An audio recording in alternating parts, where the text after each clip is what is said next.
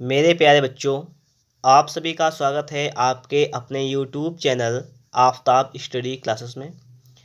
आज की इस वीडियो में हम लोग बात करने वाले हैं यूपी टीजीटी पीजीटी आर्ट के बारे में, जिसमें हम लोग सिलेबस को कंप्लीट कर रहे थे और हम लोगों ने एक पढ़ लिया था।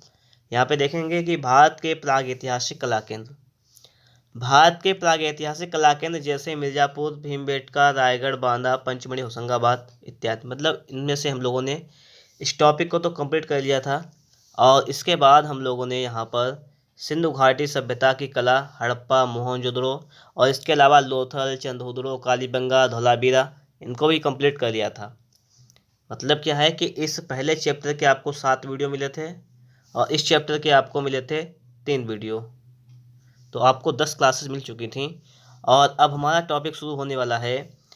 ये आपके सामने रहा यहाँ पर कि भारतीय चित्रकला के 6 अंक कौन कौन से, जोगीमारा, अजंता, बाघ, बादामी, एलोरा, सित्तनवासल इत्यादि ये हैं। तो यहाँ पर आज का हमारा टॉपिक रहने वाला है जोगीमारा। क्या रहने वाला है?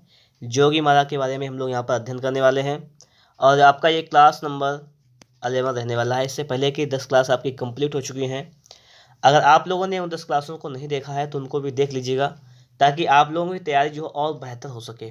तो आइए स्टार्ट करते हैं। यहाँ पर जोगीमारा से यहाँ पे देखिएगा आपके लिखा हुआ है, समझते हैं। यहाँ पर पूरी बातों को समझना है।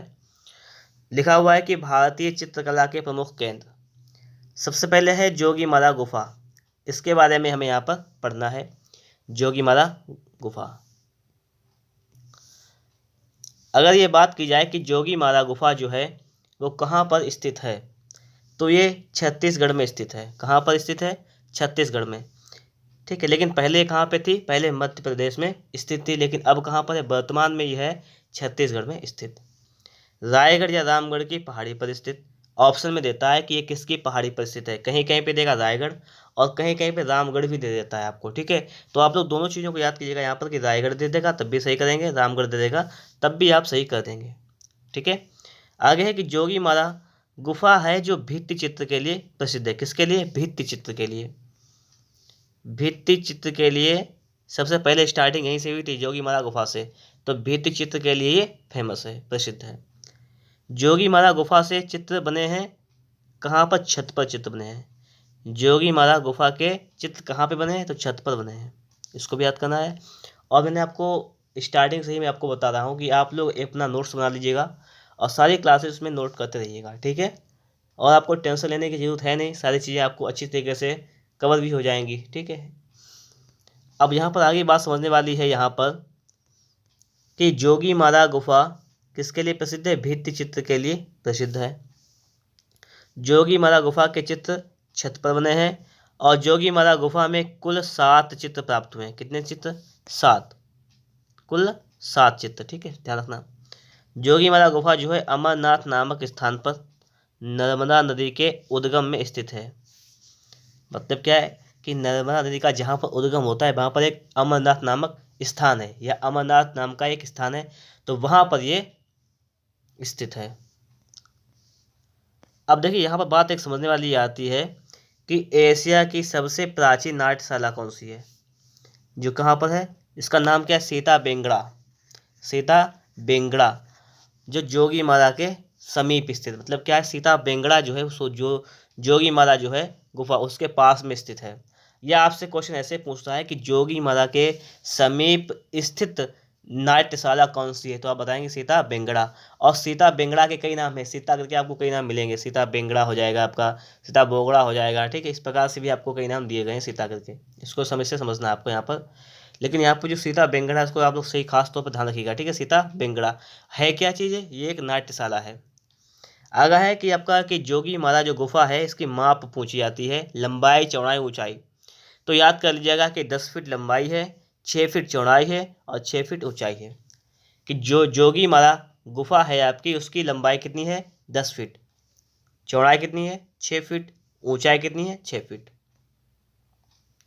आगे और समझने वाला है कि सुतनुका सुतनुका व देवदीन के प्रेम प्रसंग का चित्रण कहाँ से मिलता है?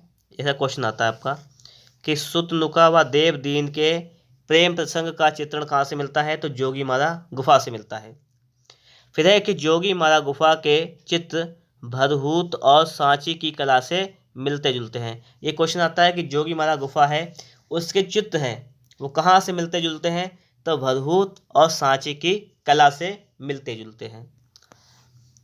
और यहाँ पर आता है बात कि जोगीमारा गुफा जो है उस पर किस धर्म का प्रभाव है या किस धर्म के चित्र संबंधित हैं? तो धर्म से अगर संबंधित बात आती है जोगीमारा गुफा की, तो वो हो जाएगा आपका जैन धर्म। क्या हो जाएगा? जैन धर्म से संबंधित हो जाएगा। जोगीमारा के चित्रों का अध्ययन किसने किया था? 1914 ईस्वी में असित कुमार हलदार, क्षेमेंद्र नाथ गुप्ता ने किया था। किसने किया था? असित कुमार हलदार और क्षेमेंद्र नाथ गुप्ता ने किया था। इन बातों को भी ध्यान रखना है। तो ये बातें तो आप लोगों को समझ में आ रही होंगी। फिर से इसको एक बार थोड़ा सा समझने का प्रयास करें, और आप लोगों को यहाँ पर क्या चीज़ याद रखनी है वो चीज़ देखिएगा। सबसे पहला यहाँ पर है, इसको फिर से थोड़ा सा रिवीजन करते हैं कि जोगीमारा जो गुफा है छत्तीसगढ़ में स्थित है, रायगढ़ या रामगढ़ी पहाड़ी पर, भित्ति चित्र के लिए प्रसिद्ध है, और इसके चित्र जो है छत पर बने हुए हैं। इन बातों को 7 चित्र प्राप्त हुए हैं, और 7 चित्र के बारे में भी आपको डिटेल से बता देंगे कौन कौन से हैं। ठीक है। आगे है कि नर्मदा नदी का उद्गम जो है अमरनाथ नामक स्थान पर ये स्थित है। एशिया की सबसे प्राचीन नाट्यशाला कौन सी? सीता बेंगड़ा है, जो जोगीमारा के पास में स्थित है। आगे और है कि जोगीमारा गुफा की माप 10 फीट लंबाई, 6 फीट चौड़ाई, 6 फीट ऊंचाई, इसको भी याद रखना है। सुतनुका व देवदीन के प्रेम प्रसंग का चित्रण यहाँ से प्राप्त होता है।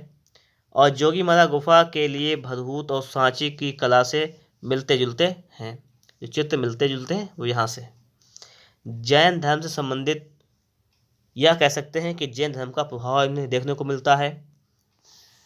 आगे है आपका कि जोगीमारा के चित्रों का अध्ययन 1914 ईस्वी में असित कुमार हलदार, क्षेमेंद्र गुप्ता ने किया। ये बात भी ध्यान रखना आपको। अब देखना है आपको कि जोगीमारा से कितने चित्र प्राप्त हुए? 7। ठीक है। अब क्वेश्चन बनता है कि किस खंड में कौन सा चित्र है, इनको यहाँ पे हमें सही से पढ़ना है। 7 खंड है। ठीक है। अब देखो क्या क्या प्राप्त हुआ, इसको थोड़ा सा जूम कर लेते हैं हम। अब देखो नंबर 1 है कि प्रथम खंड में क्या क्या मिला है? कुछ यहाँ से देखा, कुछ आदमियों की आकृतियाँ मिली हैं, हाथियों के चित्र मिले हैं, जल में मछली नुमा एक विशाल आकृति अंकित है। तो देखना क्वेश्चन आता है, पूछा जाएगा। पहले पढ़ लेंगे इसको, सातों पढ़ लेंगे, फिर बताएंगे क्वेश्चन कैसे आता है। जैसे प्रथम खंड में क्या है? कुछ आदमियों की आकृतियाँ मिली हैं, हाथियों के चित्र मिले हैं, जल में मछली नुमा एक विशाल आकृति अंकित है। अगला है कि द्वितीय खंड में कुछ व्यक्ति वृक्ष के नीचे बैठे वार्तालाप या विश्राम कर रहे हैं।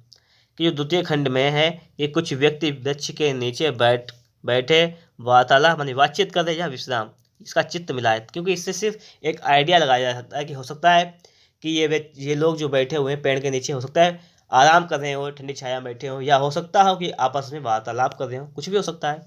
तो ये है सेकंड का। अगर हम लोग बात करें तीसरे खंड की, अगर हम लोग यहाँ पर तीसरे खंड की बात करें, तो तृतीय खंड में सफ़ेद पृष्ठभूमि पर काली रेखाओं द्वारा एक बगीचे का चित्र बना है। कहाँ पर? तीसरे खंड की अगर बात करें तो सफ़ेद पृष्ठभूमि, सफ़ेद भूमि पर काली रेखाओं के द्वारा एक बगीचे का चित्र बना हुआ है, जिसमें लाल लिली यानी कुमुदनी जिसे कहते हैं के पुष्प पर एक युगल नृत्य करते हुए चित्रित है। ये कहाँ पर है? तृतीय खंड में। अगर चौथे खंड की बात की जाए तो यहाँ पर क्या है? चतुर्थ खंड में गुड़िया जैसे बौने आकार के अनुपात रहित मनुष्य चित्रित हैं। क्वेश्चन पता क्या आता है? क्वेश्चन यहाँ से ये भी आ जाता है कि जोगीमारा जो गुफा है उससे चित्र कैसे मिले हुए हैं? तो बौने आकार के चित्र मिले हुए हैं। ये क्वेश्चन अलग से भी आ जाता है। और अनुपात क्या है? तो अनुपात रहित, मतलब कोई अनुपात नहीं है, अनुपातहीन कह सकते हैं हम लोग। ठीक है। इस चित्र में मनुष्य के सिर पर चोंच बनाई गई है। अब आपसे क्वेश्चन बन सकता है कि गुड़िया जैसे बौने आकार के अनुपात रहित मनुष्य कहाँ पर चित्रित हैं? तो आप बताएंगे चतुर्थ खंड में। और जोगीमारा गुफा से 7 प्रकार के चित्र प्राप्त हुए हैं, 7 खंड में प्राप्त हुए हैं, ऐसा कह सकते हैं हम लोग। आगे है कि 5वें खंड में एक स्त्री लेटी है, संभवतः नर्तकी है, और उसके चारों ओर गायन वादन में रथ कुछ अन्य मानव आकृतियां पालई मारे बैठे चित्रित हैं। इसका मतलब क्या हुआ है कि हो सकता हो कि वो स्त्री जो लेटी हो वो नृत्य कर रही हो, डांस कर रही हो, और उसके चारों ओर लोग बैठे हुए हैं। ऐसा है पांचवें खंड में।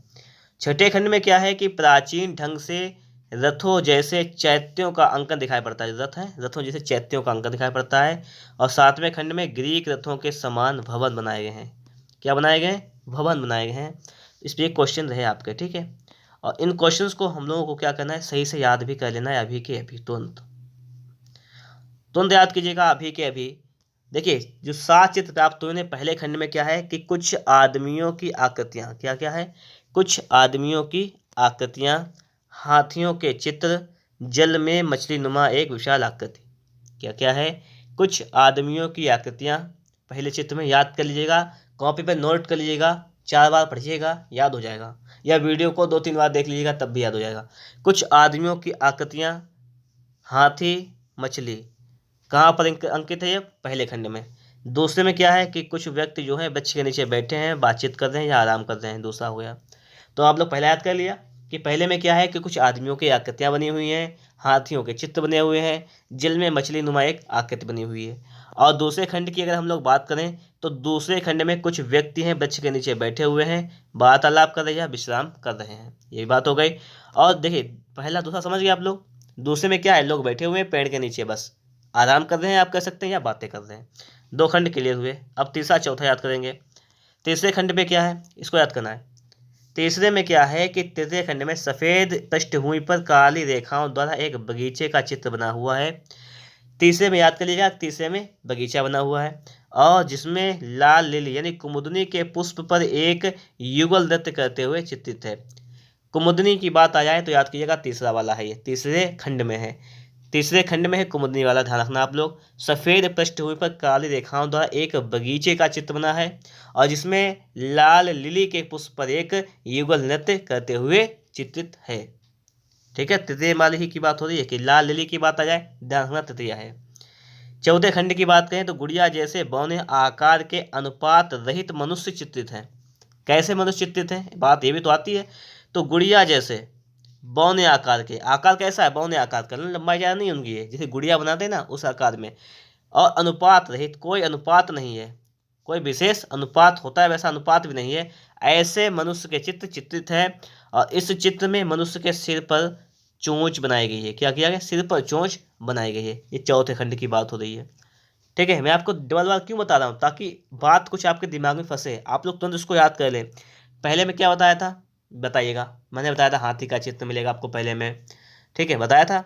मानव की आकृतियाँ बनी हुई हैं, मछली बनी हुई है पहले में। दूसरे में क्या बताया था कि जो लोग बैठे हुए हैं पेड़ के नीचे आराम फरमा रहे हैं या वार्तालाप कर रहे हैं, दूसरा हो गया। तीसरे में बात हुई थी कि सफ़ेद पृष्ठभूमि है, काले रंग के, आपका काले रंग की पट्टियों से आपका बगीचा बना हुआ है, ऐसा बताया था आपको। और चौथे में क्या, और तीसरे में कुमुदनी के बारे में पढ़ा था हम लोगों ने। और चौथे में क्या है, देखिए चौथे में भी याद कर लिया कि गुड़िया जैसी एक बौने आकार जिसका कोई अनुपात नहीं है, वैसे चित्र बने हुए हैं। ठीक है, अब देखिए पाँचवें, छठे, सतें तीनों को देखना एक साथ में।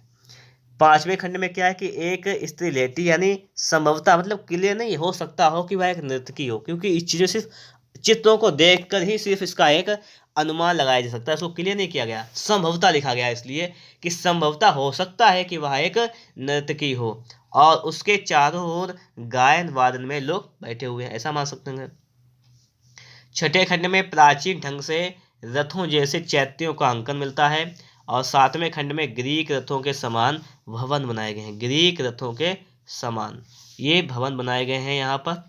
ये बात भी आप लोगों को समझ में आ गई होगी, इसमें कोई प्रॉब्लम नहीं हुई होगी, क्योंकि देखिए अभी हम लोगों ने यहाँ पर पढ़ा था, अभी ये चीज़ें पढ़ी थी बिल्कुल अभी। क्या पढ़ा था कि जोगीमारा गुफा से कितने चित्र प्राप्त हुए, आपको पता है 7 चित्र। अब मैं आपसे पूछ लेता हूँ, चलिए अब देखेंगे आपने कितना सीख लिया अभी के अभी। अगर आपसे पूछा जाए कि लिली कुमुदनी, कुमुदनी वाला था किस खंड से प्राप्त था, तो आप क्या बताएंगे? तीसरे खंड से था। या आपसे पूछ लिया जाए कि गुड़िया जैसे बौने आकार के चित्र कहाँ से मिले हैं, तो चौथे खंड से मिले हैं, पता है। या आपसे पूछ लिया जाए कि एक वृक्ष है उसके नीचे कुछ लोग बैठे हुए हैं आपस में बातचीत कर रहे हैं, क्या बताएंगे? दूसरे से। तो याद हो गया होगा लोग लगभग आपको। और जब आप लोग वीडियो को 1-2 बार देखेंगे तो आपको वो भी चीज़ याद हो जाएंगी। और इसको जब आप लोग देखिए, सीधी सी बात है, आप लोग इसका नोट्स बना रहे होंगे, क्लियर बात ना। आप लोग इसके नोट्स बना रहे होंगे, और नोट्स बना रहे होंगे तो आपका एक काम और बनता है, नोट्स बनाओगे जब लिखोगे चीज़ों को तो आपको लिखने से ही चीज़ें याद हो जाती हैं। बहुत सी चीज़ें ऐसी होती हैं नोट्स बनाते बनाते ही याद हो जाएंगे आपको। वीडियो देखो, साथ में लिखते जाओ, हर चीज़ क्लियर हो जाएगी। और वीडियो कंप्लीट हो जाए उसके बाद उसी नोट्स का, लिखे हुए नोट्स का रिवीजन कर लो एक बार, सारा कुछ तैयार हो जाएगा, कोई दिक्कत ही नहीं आएगी। अब देखेंगे आगे। अगला क्वेश्चन आपका क्या है, यहाँ पर समझना ये है कि भारत में सबसे अधिक प्राचीन भित्ति चित्र जो हैं वो 300 ईसा पूर्व में जोगीमारा से प्राप्त हुए। भारत में सबसे अधिक प्राचीन भित्ति चित्र कहाँ से प्राप्त हुए बताया था मैंने, तो ये जोगीमारा की गुफा से प्राप्त हुए। और कब? 300 ईसा पूर्व में। कब के प्राप्त हुए? 300 ईसा पूर्व में। कब? 300 ईसा पूर्व। और यहाँ पर बात यह है कि 300 ईसा पूर्व में बात प्राप्त हुई, तो जोगीमारा जो गुफा है वो किस काल से संबंधित है? मौर्यकालीन गुफा, इसे कह सकते हैं जोगीमारा गुफा को मौर्यकालीन गुफा।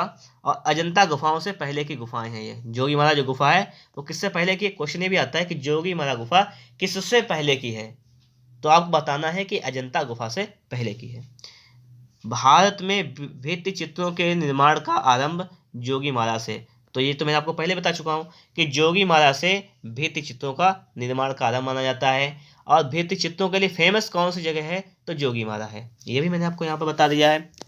सारी बातें आप लोगों को सही तरीके से समझ में आ गई होंगी, ठीक है, क्योंकि जोगीमारा के बारे में जो भी जानकारियाँ थी वो मैंने आपको प्रदान कर दी हैं। यहाँ पर जो जानकारियों के बारे में आपको बता दिया है, तो सीधी सी बात है, आपको सारी चीज़ें समझ में आ रही होंगी। और मैंने आपको सिलेबस इसलिए दिखाया था ताकि हम लोग समझ लें कि हम लोगों ने सिलेबस कहाँ तक कंप्लीट कर लिया है और हमारा सिलेबस कैसे किस हिसाब से कंप्लीट हो जाएगा। पहले क्या हम क्या क्या करना है हम लोगों को, सबसे पहले हम लोगों को क्या करना है, एक बार पूरे सिलेबस को कंप्लीट करना है। उसके बाद देखते हैं फिर आगे हम लोग, हो सकता है कि हम लोग और अच्छी तरीके से भी प्रैक्टिस करें क्वेश्चंस की, और सारी चीज़ों को बेहतर तरीके से रिवाइज यूज करिएगा ताकि अगर आपसे क्वेश्चन पूछा जाता है तो उसके आप लोग जवाब भी दे सकें, ठीक है। इसका डेट जरूर याद करिएगा, कब के चित्र हैं? 300 ईसा पूर्व के। 300 ईसा पूर्व के मौर्यकालीन गुफा भी कहा जाता है। और जोगीमारा से ही भित्ति चित्रों के निर्माण का प्रारंभ हुआ था। सारी चीज़ें क्लियर हुई। अब आगे थोड़े से विकल्प को देख लेते हैं, समझने का प्रयास करते हैं। देखिए लिखा हुआ है कि जोगीमारा गुफा की ऊंचाई कितनी है। आप जानते हैं कि लंबाई कितनी है? 10 फुट। चौड़ाई कितनी है? 6 फुट। ऊंचाई कितनी है? 6 फुट। तो 6 फुट में आ जाएगी, 6 फुट। अगला क्वेश्चन है आपका कि जोगीमारा किस लिए प्रसिद्ध है? मूर्तियों के लिए, भित्ति चित्र के लिए, योगियों की समाधि के लिए, कोई नहीं। तो किसके लिए प्रसिद्ध है? भित्ति चित्र के लिए। ये किसके लिए प्रसिद्ध है? भित्ति चित्र के लिए प्रसिद्ध है जोगीमारा। अगला क्वेश्चन देखेंगे कि भित्ति चित्रण की कला भारत में कहाँ से आरंभ हुई? भित्ति चित्रण की कला तो कहाँ से आरंभ हुई? अजंता, वैदिक काल, बौद्ध और जोगीमारा। कहाँ से हुई? जोगीमारा से स्टार्ट हुई। अगला आपका है कि जोगीमारा गुफा के चित्रों का हिस्सा नहीं है। मानव आकृतियाँ, मछली, हाथी, नारियल पेड़ के साथ प्राकृतिक दृश्य। अच्छा एक बात आप लोग बताइएगा, ये क्वेश्चन तो आप लोग स्वयं बता सकते हैं। अभी हम लोगों ने पढ़े थे 7 खंड। पहले खंड में क्या मिला हम लोगों को? मानव आकृतियाँ मिली, मछली मिली, हाथी के चित्र मिले, लेकिन नारियल पेड़ के साथ प्राकृतिक दृश्य नहीं मिले। तो ये तो किसी में भी नहीं मिला, तो ये तो गलत। तो यही आपका आंसर हो जाएगा, मान लीजिएगा, ठीक है, क्योंकि नहीं पूछा गया है तो यही आपका आ जाएगा आंसर। अब मैं आपसे पूछ रहा हूँ, पहले में तो ये तीनों चीज़ें मिल गई। दूसरे में क्या मिला था कि दूसरे में कुछ लोग पेड़ के नीचे बैठे हुए थे, आपस में बातचीत कर रहे थे, या कह सकते हैं हम लोग बातचीत कर रहे थे या विश्राम कर रहे थे, ऐसा दोनों चीज़ें मिली हुई हैं। तीसरे में क्या है? तीसरे में कुमुदनी वाला मिला आपको है। चौथे में क्या है कि गुड़िया है, गुड़िया वाली चीज़ें मिली हुई, जैसे गुड़िया है जो उसमें बौने आकार की यहाँ पर बात की गई है, और इसका कोई भी अनुपात नहीं है, अनुपातहीन है, ऐसे चित्र मिला है। और आपसे देखिए, एक पहले में आपको समझ गए, दूसरे में समझ गए, तीसरे में, चौथे में। अगर पाँचवें की बात की जाए तो पाँचवें भी आप लोग सही से जानते हैं कि मतलब एक स्त्री लेटी हुई स्त्री है, आसे पास लोग बैठे हुए, इस प्रकार नहीं लोग बैठे होते हैं, डांस वगैरह हो रहा होता है, ऐसा एक संभवता कहा गया है। और 6 में क्या है और 7 में क्या है? तो 7 में आप लोग जानते हैं क्या है? भवन, ध्यान रखना आप लोग, भवन की बात है 7वें में। और रथों जैसे चैत्य, चैत्य की बात हो रही है तो 6 में याद रखना, ठीक है। तो इन सारी चीज़ों से हम लोग रूबरू हो चुके हैं, यहाँ पर सीख चुके हैं चीज़ों को। और अगर आगे की बात की जाए तो देखिएगा इन चीज़ों में क्या था, विशेष तौर पर अगर देखा जाए तो जोगीमारा गुफा जो था उसके बारे में हम लोगों ने यहाँ पर सारी जानकारी प्राप्त कर ली है। और हमने इस वीडियो में हमें क्या करना है, थोड़ा सा चलिए अब हम लोग थोड़ा सा रिवीजन भी कर लेते हैं यहाँ पर, ताकि हमें ध्यान रहे कि हम लोगों ने क्या क्या चीज़ें पढ़ ली हैं, ठीक है। इसलिए अब आप लोग थोड़ा सा वीडियो के लास्ट में और बने रहिएगा, ताकि आप लोग भी समझ सकें कि हम लोगों ने यहाँ पर क्या क्या चीज़ें कंप्लीट की हैं, क्योंकि हमारे 2 चैप्टर कंप्लीट हो चुके हैं और हमारा ये तीसरा चैप्टर था जिसका हमारा पहला टॉपिक था जोगीमरा गुफा का। इसके बारे में भी हम लोगों ने पढ़ लिया। हम थोड़े से आपसे पीछे के क्वेश्चंस पूछते हैं, जैसे आप बताएंगे कृषि का विकास आ जाता है क्वेश्चन आपका कि कृषि का जो विकास है वो किस काल में हुआ, कृषि का विकास। तो आप क्या बताएंगे, कृषि का विकास बताइएगा। आप बताएंगे उत्तर पाषाण काल। कब? उत्तर पाषाण काल। उत्तर पाषाण काल को कह सकते हैं नव पाषाण काल। अब देखिए सीधी बात है, जब कृषि का विकास हुआ है उत्तर पाषाण काल में, तो मनुष्यों ने स्थायी निवास की प्रवृत्ति कहाँ बनाई? किस काल में बनाई? नव पाषाण काल में। और जब रहते थे तो कब किस में रहते थे? बस्तियां बना के रहते थे, बस्तियां बनाकर। क्वेश्चन आया हुआ है कि बस्तियों में मनुष्य रहने लगे थे। अच्छा ठीक है, एक क्वेश्चन और आता है आपका है कि हाथ के छापे, हाथ के छापे का चित्र बहुत बार बताया और हर वीडियो बताया, इस वीडियो में नहीं बताने हैं। इस वीडियो में आपको बताएं कमेंट बॉक्स में, ठीक है? कमेंट करना है कि हाथ के छापे के चित्र कहाँ से प्राप्त हुए, कमेंट बॉक्स में बताएंगे आप खुद। अब जितने भी क्वेश्चन आपसे किए जाएंगे सारे क्वेश्चंस के जवाब आपको देने हैं यहाँ पर। पंचमढ़ी की खोज, पंचमढ़ी की खोज किसने की, ये भी आपको बताना है कमेंट बॉक्स में। तो क्वेश्चन नंबर पहला हो गया था आपसे, दूसरा ये हो गया। तीसरा क्वेश्चन है आपका घायल सूअर का चित्र कहाँ से मिला। ये सारे क्वेश्चन आपको बताना है कमेंट में, ठीक है? मनके बनाने के कारखाने, मनके बनाने के कारखाने कहाँ से कहाँ है, ठीक है? कारखाने। 4 क्वेश्चन और ये 5वां क्वेश्चन, लास्ट क्वेश्चन आपको ये बताना है कमेंट बॉक्स में बताना है। 5 क्वेश्चन। अंतिम क्वेश्चन आपको बताना है कि नर्तकी की मूर्ति ये किस धातु की बनी हुई है और कहाँ से प्राप्त हुई। ये 5 क्वेश्चन आप लोगों को कमेंट बॉक्स में कमेंट के रूप में बताने हैं, ठीक है? और बाकी थोड़ी सी बात को समझने वाली ये है कि जो भी चीज़ें आपको बताई जा रही हैं इनका आप लोग रिवीजन करते रहिएगा। सारी चीज़ें आपकी बिल्कुल ही बेहतरीन तरीके से तैयार भी हो जाएंगी और आपको किसी भी प्रॉब्लम का कोई भी सामना नहीं करना पड़ेगा। अगर आपको वीडियो अच्छा लगा हो तो इसे एक बार लाइक कर दीजिएगा, ठीक है? चैनल पर नए हैं, चैनल को सब्सक्राइब नहीं किए हैं तो चैनल को सब्सक्राइब भी कर लीजिएगा। और जितने क्लासेस हो चुकी हैं उनका आप लोग रिवीजन ज़रूर करते रहिएगा, ताकि अगर आप लोग रिवीजन करते रहेंगे तो सारी चीज़ें आपको बेहतरीन तरीके से रिमाइंड में रहेंगी और आप लोग एक अच्छा स्कोर भी कर सकेंगे एग्ज़ाम तक। और एग्ज़ाम के टेंशन मत लीजिएगा, वो तो होना ही होना है, एग्ज़ाम तो होगा ही होगा, वैकेंसी भी आएंगी, हो सकता है अभी ना आए अगले साल आए। तैयारी तो आपको करनी ही है। अगर आपने ठान लिया है कि हाँ मुझे एक टीचर बनना है तो आपको तैयारी करनी पड़ेगी, और तैयारी करेंगे तो वास्तव में आप एक टीचर बन जाएंगे, एक योग्य टीचर बनेंगे और आप समाज में कुछ अच्छा विकास भी कर सकेंगे, बच्चों को अच्छा पढ़ा सकेंगे, समाज में एक नई क्रांति ला सकेंगे। वो सिर्फ आप ही कर सकते हैं अगर आप चाहते हैं तो आपको सारी बातें समझ में आ गई होंगी। वीडियो अच्छा लगा हो लाइक ज़रूर कर देना। मिलेंगे आपको नेक्स्ट वीडियो में नेक्स्ट टॉपिक के साथ।